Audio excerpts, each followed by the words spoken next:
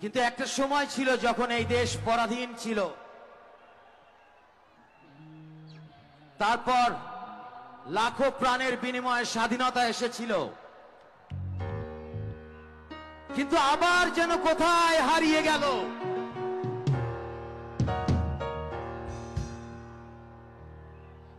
জাতির মহান নেতা শহীদ প্রেসিডেন্ট জিয়াউর রহমান স্বাধীনতার ঘোষণা দিয়েছিল,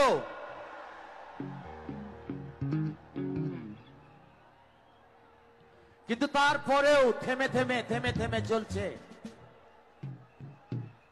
স্বাধীনতা খর্ব হচ্ছে পদে পদে। অবশেষে 5ই আগস্ট সেই কাঙ্ক্ষিত দিন, অসংখ্য তরুণ প্রাণ বিসর্জন দিয়েছে। আর আজকে সবার আগে বাংলাদেশ